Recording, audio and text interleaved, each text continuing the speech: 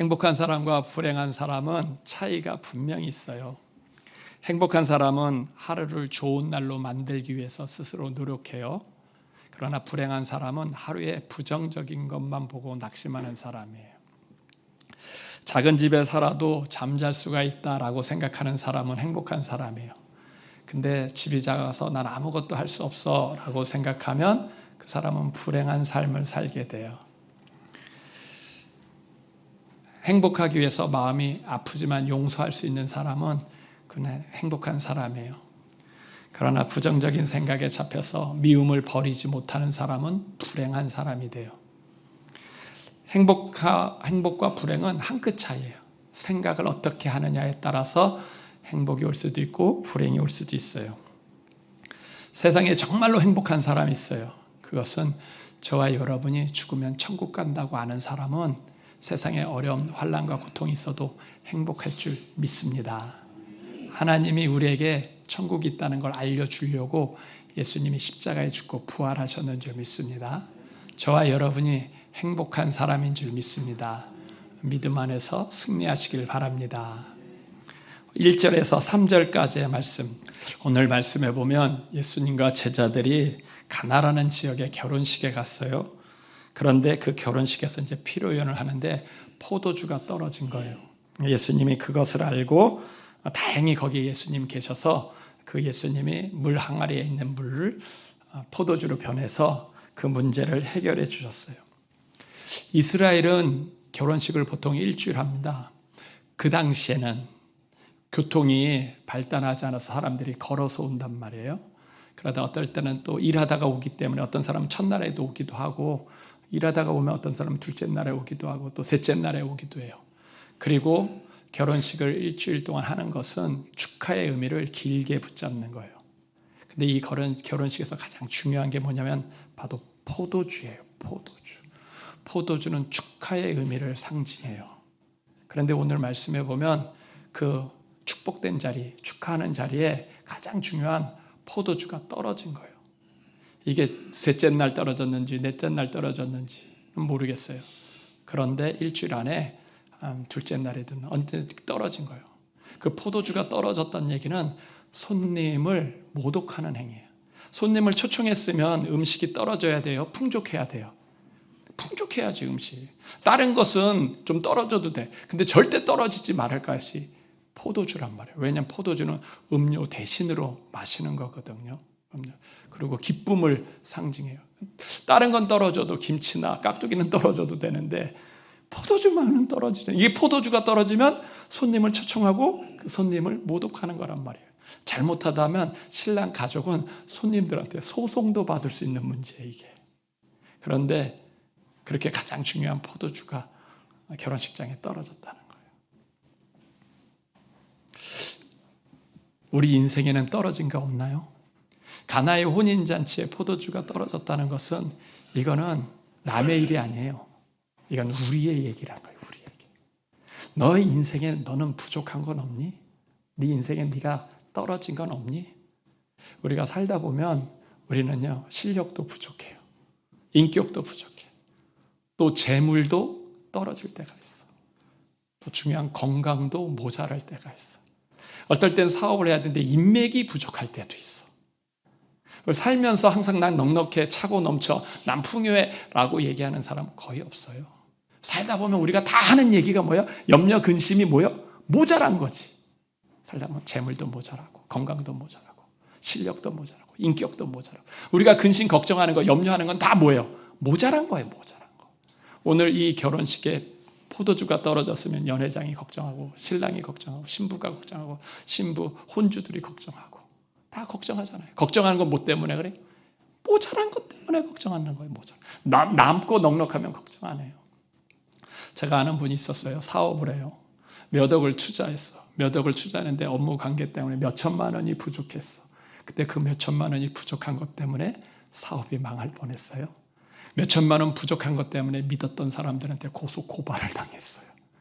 그거 상하니까 죽고 싶다라는 거예요. 죽고 싶다라는 거. 혹시 살아오는 동안에 재물은 넉넉하십니까? 재물 때문에 걱정 안 한 적 있어요? 다 걱정하잖아요. 재물 때문에. 재물만 모자라나요? 살다 보면 건강도 모자르지 않아요? 건강도. 병원에서 작은 병인 줄 알고 갔는데 병원에서 어느 날 큰 병이라고 큰 병원에 가보라고. 그럼 가슴이 덜컥하잖아요. 그냥 열심히 살아보려고 악착같이 그냥 전략하면서 살았는데 이제 살만하니까 큰 병이 온 거예요. 그것도 언제 와요? 노년에 오면 좋지. 중년에. 중년에만 와요? 병원에 가보세요. 애들이 여기 막 분대 갖고 있는 애들. 조그만 애들이 막 머리 수술도 하고 그런 애들. 어떤 애는 그렇게 큰 병이 소아이 때 어렸을 때 오는 애들도 있고 어떤 사람은 중년에 오는 때도 젊은 사람한테도 큰 병이 와가지고 죽음을 생각하는 그런 때가 와요. 뭐가 부족한 거예요? 건강이 부족하지. 건강이 떨어졌잖아. 자기 인생이 80이고 90까지 살 줄 알았는데 어느 날 40에 찾아오고 50에 찾아오고 그러잖아요. 건강만 부족해요? 살다 보면 인격도 부족하지 않아요? 제가 질문할게요. 가족이 천국이십니까? 지옥이십니까? 그냥 내가 좋은 말하고 한번 참으면 가족이 평안해지는데 괜히 싫은 소리 한번 해가지고 가족이 지옥이 되고 이렇게 좀 참아야 되는데 못 참아가지고 혈기 때문에 못 참아서 분위기가 어려워지고 하잖아요. 가정이 천국인 분은요, 그래도 인격이 넉넉하신 분인 줄 믿습니다. 근데 가정이 지옥이면 내 인격이 부족해서 그런 거예요. 그 별거 아닌 그것에 그때 괜히 승질내고 화내고 해가지고 분위기 안 좋게 하고 살다 보면 인격 때문에 이 성품 때문에 성품이 부족해가지고 이게 어려움이 오고 그런단 말이에요. 실력은 어떠세요? 여러분 직장 생활하면 승승장구하십니까? 항상 염려 근심 때문에 뭔가 부족한 때문에 조마조마하고 스트레스 받으세요. 실력이 많으면 얼마나 좋아요. 목사님한테 저도 마찬가지예요. 근데 설교 준비가 항상 잘 되면 얼마나 좋아요. 근데 안 될 때는요, 저도 무릎 꿇고 기도하고 주님 지혜를 주세요. 목사님한테는요, 가장 부담이 설교잖아요, 설교. 이 설교를 참 잘했으면 좋겠다 하는 생각을 해요. 근데 저도 항상 부족해서요, 하나님 지혜를 주세요, 지혜를 주세요 라고 기도한단 말이에요. 우리 삶은 왜 이렇게 부족하죠? 나만 부족한가요? 아니에요. 보면요, 다른 사람들도 다 부족해. 다 연약한 것 때문에 근심하고 걱정해요. 왜 그래요? 그건요, 인생의 근본 문제 때문에 그래요. 이 세상에는요, 죄의 문제, 사단의 문제, 세 번째 육신의 문제, 이 육신. 내가 갖고 태어난 이 육신이 하나님이 아니에요. 이 육신이 창조주가 아니에요. 갖고 태어난 이 육신이 한계가 있고 부족하니까 이 육신 때문에 부족한 거잖아요. 내가 IQ 200이 아니고 내 몸이 강철이 아니라서 하루만 밤새면 다음 날은 또 피곤하고 이런단 말이에요. 그러니까 이 연약한 육신 때문에 우리는요, 넉넉하지 않고 항상 부족하게 돼 있어요. 그런데 오늘 말씀해 보면 그 연회장에 누가 있었냐? 필요에는 예수님이 계셨어요. 그 예수님이 물을 바꿔서 포도주로 바꾸셨는 줄 믿습니다. 저와 여러분의 삶 속에서 부족하고 연약한 거 누가 해결하실 거예요? 이제 부족한 거 알아요. 우리는 항상 연약하구나라는 걸 알아요. 누가 해결해요, 그거? 그거 해결하실 분이 예수님인 줄 믿습니다. 그러니까 예수 그리스도라고 했을 때 그리스도란 뜻이 뭐냐면 기름 부음 받았다는 건데 아주 쉽게 얘기하면 인생의 해답이라는 거예요. 그분이 모든 문제 해결자라는 거예요. 저와 여러분이 살 때 분명히 부족한 거 있고 연약한 거 있다는 거 하나님 알아서 우리 인생에 해결하실 분을 보내셨는데 그분이 예수님이라는 거예요. 저와 여러분은 점치는 인생이 아닌 줄 믿습니다. 세상 사람들은 이 부족한 것을 해결하려고 점을 쳐요. 근데 성경은 점치지 말라 그랬어요. 점치면 그건 귀신과 교제하는 자가 된다 그랬어요. 귀신과 교제하면 반드시 정신적인 문제가 와요. 어려움이 더 큰 거 와요. 저와 여러분은 귀신을 의지하는 존재가 아니라 예수님을 붙잡는 존재인 줄 믿습니다. 원래 하나님이 사람을 만들 때 어떻게 만들었냐? 하나님과 함께 하도록 만들었어요. 그래야 안식하고 평안하도록 만들었어요. 새는 창조 원리가 있는데 새는 공중에서 살도록 만들었고 물고기는 물에 살도록 만들었고 사람은 하나님 안에 살도록 만들었어요. 이게 창조의 원리예요. 여러분, 새가 공중이 싫다고 해가지고 물속에 살면 어떻게 돼요? 물속에 들어가는 날 죽어가는 거예요. 죽어가는 거예요.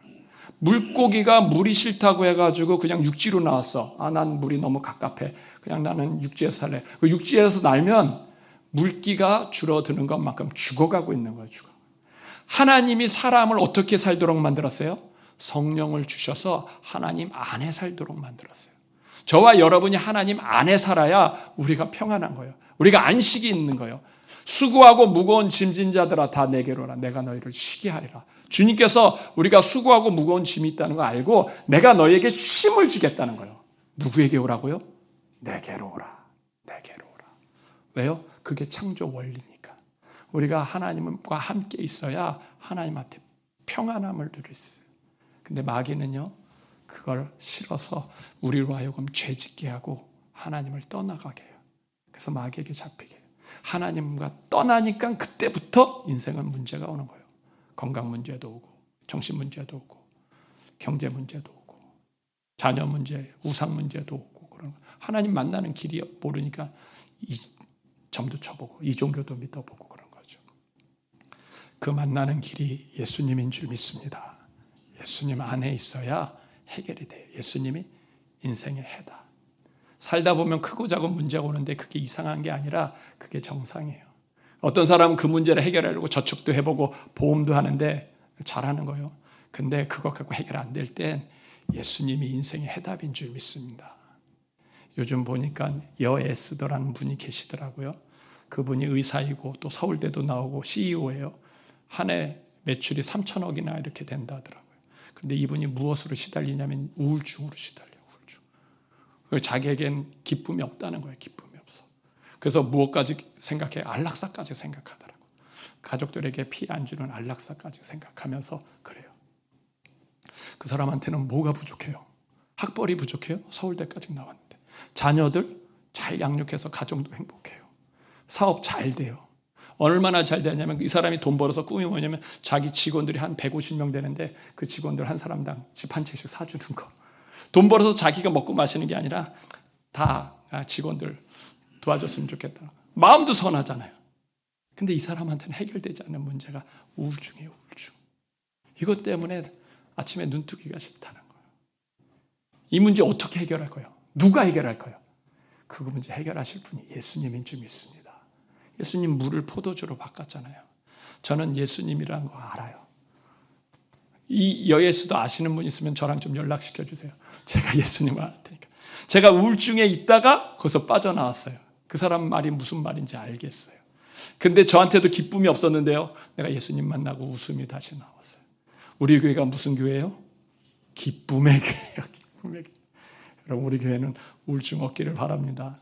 있으면 연락하세요. 제가 기쁨을 얻는 방법을 알려드릴게요. 예수님 만나면 됩니다.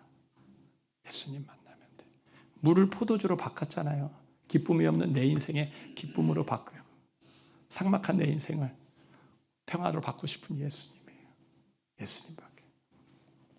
여러분 사람들 만나면 초청하세요. 아픈 사람 있으면 초청하고 정신적으로 어려운 문제 있는 사람 초청, 경제적으로 어려운 문제 있으면 초청하세요. 예수님 만나면 돼요. 내가 증인이에요. 내가 증인. 예수님 만나면 주께서 해결하신다. 저와 여러분이 믿음 안에서 승리하시길 바랍니다. 두 번째로 3절에서 5절까지의 말씀. 예수님과 제자들이 연회장에 갔는데 포도주가 떨어졌어요. 그러자 예수님의 어머니인 마리아가 예수님에게 포도주가 없다고 해요. 그때 예수님이 여자여 나랑 무슨 상관이 있습니까? 내 때가 아직 이르지 아니하였나이다 그래요. 그러자 예수님이 하인들한테 명령하기를 예수님이 뭐라고 해든지 그 말에 순종하라라고 얘기해요. 오늘 여기서 예수님이 그의 어머니 마리아한테 여자여 나랑 무슨 상관이 있나이까? 예수님을 어머니라고 하지 않고 여자여라고 얘기해요. 여자여라고 얘기하니까 버릇없는 모습처럼 보이지만 이것은 버릇없는 게 아니라 이제 내가 하나님의 아들로서 공생의 사역합니다라고 얘기해요. 이 단어는 아무나 쓰면 안 돼요. 우리 제자들 집에 가서 엄마한테 여자요 5,000원만 주세요. 그러면 큰일 나는 거. 이건 여러분이 쓸 단어가 아니에요. 이건 예수님이 쓸 단어인지 여러분이 쓸 단어가 아니에요. 이건 뭐냐면 여자여라고 하면 마리아와 예수님과 이렇게 간격이 차이가 나잖아요. 이제 신분이 바뀌었다 이런 거예요. 예수님이 29세까지는 마리아의 아들로 요셉의 아들로 사적으로 부모를 공경하는 그런 생활을 한 거예요. 그리고 30대 이때 여자여라고 하는 것은 이제 하나님의 아들, 마리아의 아들이 아니라 하나님의 아들로서 공적인 생활을 한다는 거예요. 그걸 공생애, 마태, 마가, 누가, 요한복음에 기록된 그 3년의 기록을 예수님의 공적인 생애, 공생애라는 거예요. 그러니까 하나님의 아들이라는 거예요. 지금 예수님이 마리아에게 여자여라고 했을 때 나는 이제 당신의 자녀보다는 하나님의 아들로서 사역을 감당합니다. 그 얘기예요. 근데 그게 오히려 마리아한테는 힌트예요. 내 아들이면 기적을 베풀까요? 못 풀까요? 못 풀지. 근데 하나님의 아들이니까 기적을 베풀 수 있다는 거예요. 하나님이 저와 여러분에게 주시는 힌트들이 있어요. 문제들이 있어요. 이상하죠. 왜 마리아를 갖다가 어머니라고 해야 되는데 왜 여자여라고 해요? 이해가 안 되지. 저와 여러분이 이해가 안 되는 문제들이 온단 말이에요. 근데 그건 힌트예요. 주님을 바라보라는 힌트예요. 그리고 예수님이 더 중요한 얘기를 해요. 뭐라냐면 나와 무슨 상관입니까? 포도주가 떨어졌는데 그게 나랑 무슨 상관입니까? 포도주가 없다고 하는데 나랑 무슨 상관입니까? 라고 얘기해요.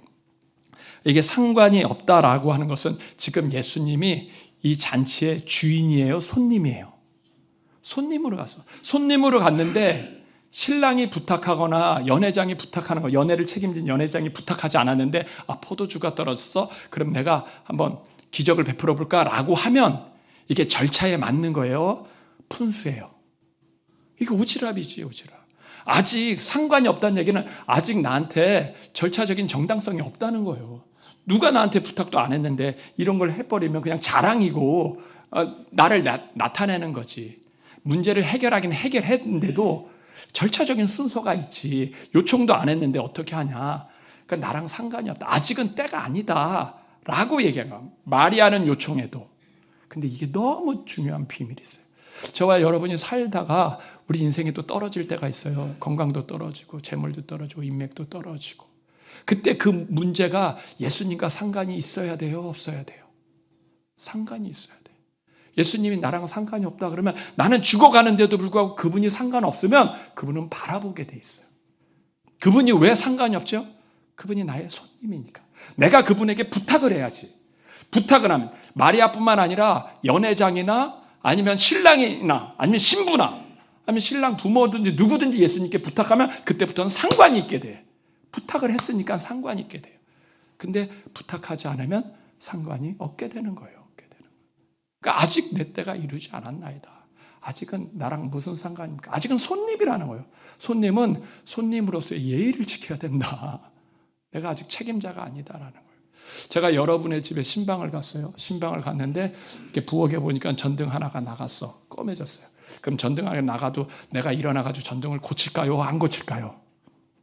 신방을 가면 안 고쳐요. 그 전등 하나 나간 건 내가 책임져야 돼요? 주인이 책임져야 돼요? 주인이 책임져야 돼요. 내가 암만 목사님이지만 전등을 갈 수 있어도 갈 수가 없어요. 그럼 절차적인 문제가 있으니까. 근데 옆에 있는 집사님, 목사님 저기 전구가 나갔는데 저거 잠깐 갈아줄 수 있어요? 그러면 내가 갈아줄 수가 있죠. 부탁을 받으면 나랑 상관이 있게 된단 말이에요. 상관이 있으면 그 일을 도와줄 수가 있어요. 근데 부탁하지 않으면 상관이 없어요. 지금 예수님이 나랑 무슨 상관입니까? 라고는 아무런 부탁이 없는데 내가 어떻게 움직일 수 있느냐. 포도주가 떨어진 거 안다는 거예요. 안다는 거예요. 알아도 할 수가 없다는 거예요. 저와 여러분이 그래서 기도해야 되는 줄 믿습니다. 저희 어머님이 연주창에 걸렸어요. 그러니까 젊었을 때. 제가 어렸을 때도 뭐 초등학교 때죠. 그러니까 저희 아버님이 이제 가난하니까 수술할 수도 없는 거예요. 가난한 집에.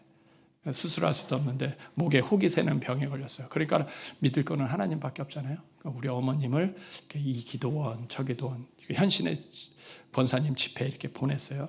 어린 저희들은 뭐 손에 이끌려서 이제 부산 집회도 가고 대구 집회도 가요. 근데 이제 우리 아버지가 문제. 우리 아버지가 우리 어머님 보기에는 불쌍하잖아요. 가난한 집에 시집 와가지고 고생 다 하고. 그 얼마나 돈이 없었냐면 병에 걸렸는데 수술비도 없으니까 불쌍하잖아요. 고생을 하고. 그리고 어머님 돌아가시면 어떻게? 삼남매 다 고아되잖아요. 저희 아버님이 할 수 있는 게 뭐가 있을까요? 아무것도 없잖아요. 사람만 불쌍하고. 그래서 할 수 있는 게 뭐냐면 예배 드리는 거.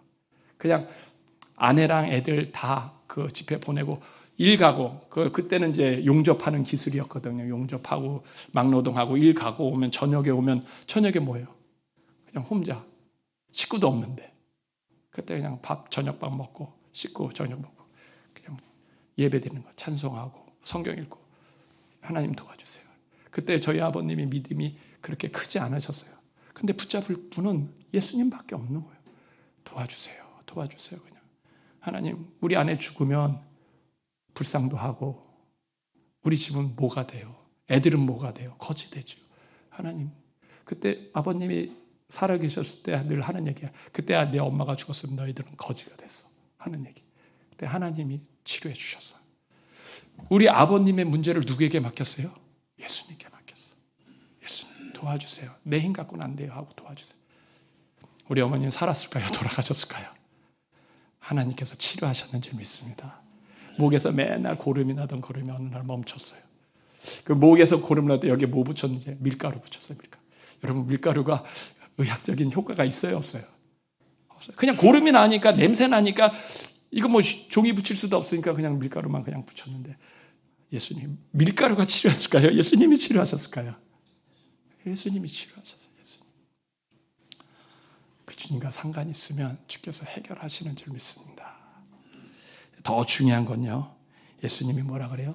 내 때가 이르지 아니하였나이다. 나랑 무슨 상관이 있습니까? 그리고 아직 내 때가 이르지 않을까. 예수님한테도 때가 있어요, 없어요? 예수님한테도 생각하는 때가 있다는 거예요. 이 때는 우리가 기도하면 응답받는 때인 줄 믿습니다. 그러니까 하나님의 때는 곧 나한테는 응답이 되는 거예요. 근데 하나님한테도 그 때가 있어요. 때가. 다 기도한 대로 다 되는 게 아니라 김 집사는 이때, 최 집사는 저 때. 우리가 기도하는 기도의 분량이 그게 하나님의 때예요. 작은 기도는 금방 응답이 돼요. 근데 큰 기도는 오래 응답이 돼요. 오래 있어야 응답해요. 우리가 자녀들이 용돈을 날 때 500원 달라는 것과 500만 원 달라는 것과 주는 속도가 똑같지 않잖아요. 500원은 언제든지 줄 수 있어요. 근데 500만 원은 그건 언제든지 줄 수 없는 거예요. 왜 필요한데? 어디다 쓰는데? 물론 통장에 잔고가 많은 사람은 금방 주지만 아닌 사람은 모았다 줘야 되잖아요. 예수님이 우리에게 응답하는 때도요, 작은 기도 제목은요 금방금방 응답돼요. 그러나 큰 기도 제목은 오래 기도해야 돼요. 오래. 기도의 양이 차야 돼요.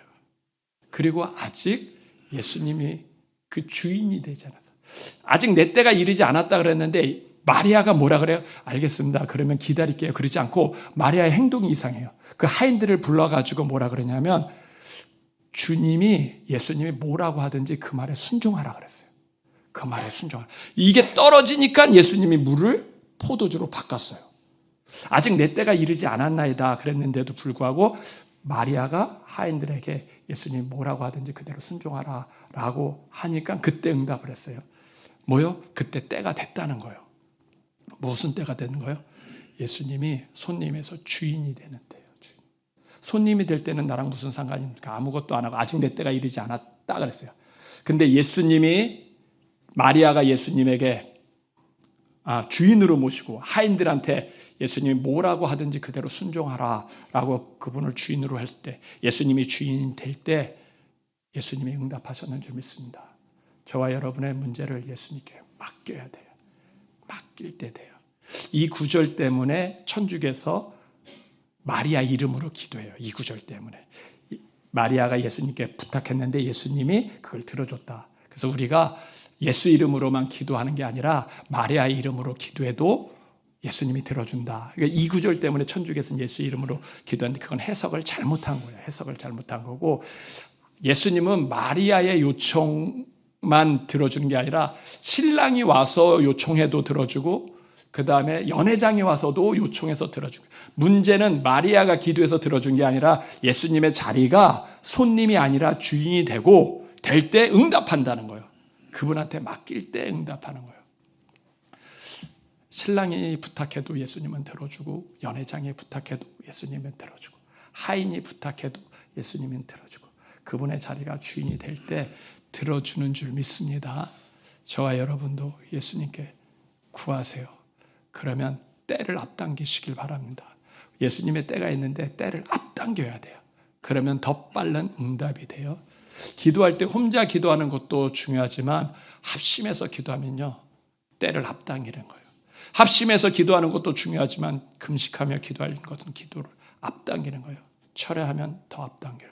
혼자 기도하는 것과 두세 사람이 함께 기도하는 곳에 나도 그곳에 있으리라 그랬어요. 기도만 하는 것이 아니라 회개 기도할 때 응답이 더 앞당겨지는 줄 믿습니다. 하나님은요, 통회하고 상한 심령을 기쁘게 한다 그랬어요. 우리는 우리의 문제 때문에 내 자신을 돌아보지 않고 자꾸 내가 요구하는 것만 볼 수 있어요. 그런데 하나님은요, 내 자신을 돌아보라는 거예요. 모든 질병이 죄 때문에 오진 않아요. 그러나 죄 때문에 병이 올 수도 있어요. 그러니까 우리는 우리 자신을 돌아봐서 회개할 때 하나님의 응답을 앞당길 수 있는 줄 믿습니다. 저와 여러분이 예수님의 손을 앞당길 수 있는 지혜로운 성도가 되시기를 바랍니다. 세 번째, 6절에서 12절. 이제 예수님이 하인들에게 명령을 해요. 물 항아리에 있는 물을 아구까지 채우고 그 물을 연회장을 결혼식 피로연을 책임진 연회장에 갖다 줘라 라고 얘기해요. 그래서 그 하인이 순종할 때 물이 포도주가 되었고 그 연회장은 그 포도주를 맛보고 신랑을 불러서 사람마다 처음에는 좋은 포도주를 내고 취한 후에는 낮은 것을 내거든 어떻게 당신은 처음에는 좋은 것을 내고 취한 다음에 더 좋은 것을 내냐라고 얘기해요. 이 연회장은 물이 포도주가 어떻게 됐는지 모르지만 물도온 하인들은 알더라라고 기록하고 있어요. 예수님이 물 항아리에서 물을 떠서 연회장에게 갖다 주라고 했어요. 여기 물 항아리가 무엇이냐면 이스라엘 사람들은 샌들을 신고 다녀요. 샌들을 신고 다니까 그리고 또 중동은 모래바람이 있기 때문에 발이 더러워요. 그래서 그 집 안에 들어갈 때는 반드시 발을 닦아야 돼. 그리고 또 손을 닦아야 돼. 장로의 유전으로 인해서 규례로 음식을 먹기 전에 손을 닦아야 되니까 손과 발을 닦을 물을 마당에다 준단 말이에요. 그럼 그 마당에 있는 물을 담는 것이 이제 돌 항아리 6개가 있는 거예요. 그 물을 아구까지 채워가지고 떠다 주라 해가지고 이제 떠다 줄 때 그 물이 포도주가 되는 역사가 일어나는 거예요. 성경 말씀에 보면 이해가 안 되는 거죠. 물은 물이요 포도주는 포도주지. 물이 포도주가 돼요 안 돼요? 산은 산이고 물은 물이잖아요. 그런데 성경에 보면 물이 포도주로 바뀌었어요. 이게 질적인 변화가 있는 거예요. 양적인 변화가 아니라 질적인 변화, 전혀 다른 걸로 바뀐 거예요. 어떻게 이게 가능하죠? 성경이 소설 같아. 맨 이런 얘기만 있고 이해가 안 돼, 이해가 안 돼. 이게 어떻게 가능해? 어떻게? 이게 어떻게 가능하다라는 것은 아직 예수님이 누군지를 모르는 거고 아직 성경이 무슨 책인지를 모르는 거예요. 그리고 예수님의 부활이 뭔지를 아직 모르는 거예요. 성경이 무슨 책이고 예수님이 누구고 예수님의 부활이 뭔지를 알면 이 기적은 이건 당연한 거구나라는 걸 알게 돼요. 성경은 어떤 책이죠? 창세기 1장 1절에 태초에 하나님 천지를 창조하시니라 그랬어요.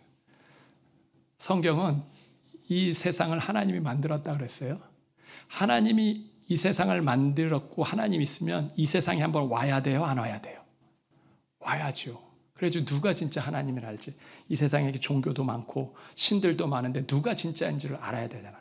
그래서 이 세상을 만든 하나님이 내가 한번 세상에 내갈게. 그게 성경의 그게.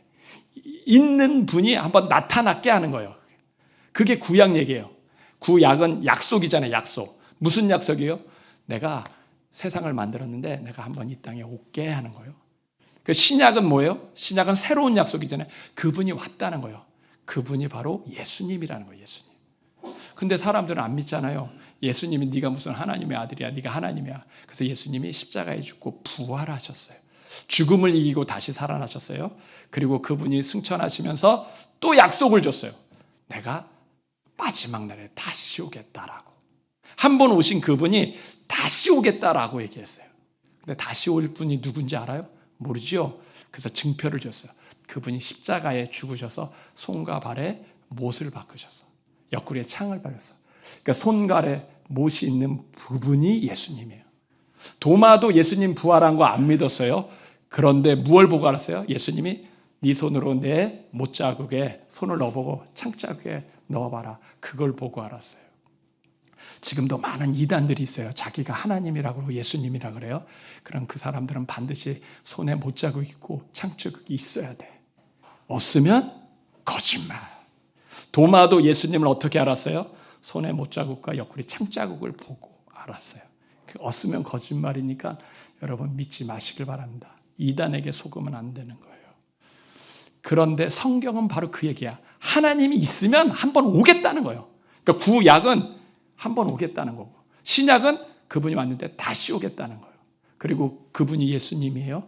그리고 부활하셔서 죽음도 이겼으면, 그분이 죽음을 이기고 승천하셨으면 물을 포도주로 만드는 게 쉬워요, 안 쉬워요? 쉬워요. 어떻게 그런 일이 있어? 라고 하는 건 내 수준이야, 내 수준. 내가 못하니까 하나님도 못한다고 생각하는 거예요. 내가 지혜가 없으니까 하나님도 지혜가 없다고 생각하는 거예요. 우리는 늘 성경을 읽을 때 드는 생각이 뭐예요? 어떻게 이게 가능해? 어떻게 홍해가 갈라져? 어떻게 만나가 하늘에서 떨어져? 그건 내 수준이지. 근데 하나님의, 성경은 이건 하나님의 책이에요. 하나님이 이 땅에 오겠다. 하나님이 천지를 창조했다.